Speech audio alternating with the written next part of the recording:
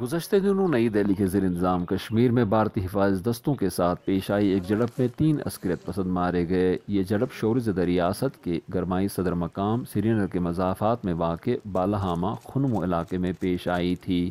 ایک نجی گھر میں محصور عسکریت پسندوں کے خلاف اپنے حتمی وار میں حفاظتی دستوں نے مارٹر بم داغے اور بھاری ہتھیار استعمال کیے۔ 2 منزلہ عمارت جو مقامی فن تعمیر کا ایک اعلیٰ نمونہ تھی، مکمل طور پر تباہ ہو گئی، اور اس کے ساتھ ہی ایک مقامی شاعر اور قلمکار مدہوش بالہامی کی برسوں پر محیط محنت شاقہ بھی۔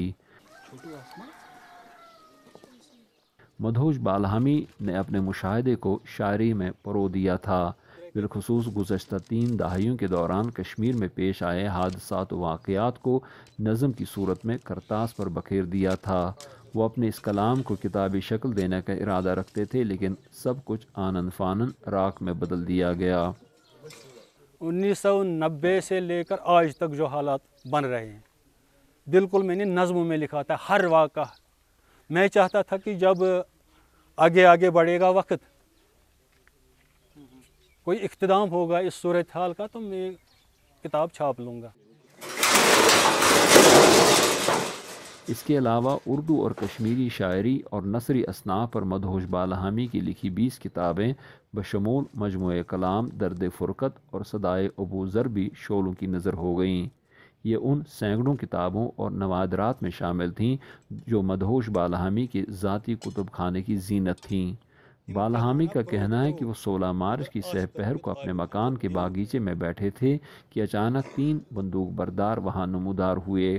ان بندوق برداروں نے، جن میں سے ایک کی گولی لگی تھی، ایک قریبی علاقے میں بھارت کی حکمران جماعت بھارتیہ جنتا پارٹی کے ایک مقامی لیڈر کے ذاتی محافظوں پر حملہ کیا تھا، اور اب مسلح افواج ان کے تعاقب میں گاؤں میں داخل ہو چکی تھیں۔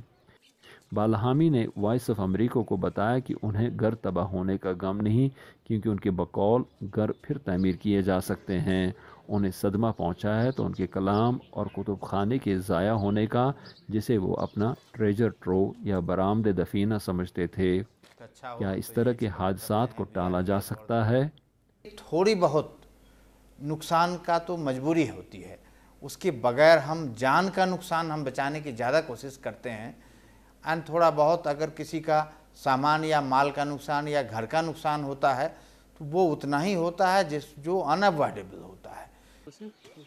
زبیر ڈار کے ساتھ یوسف جمیل، اردو VOA، سری نگر۔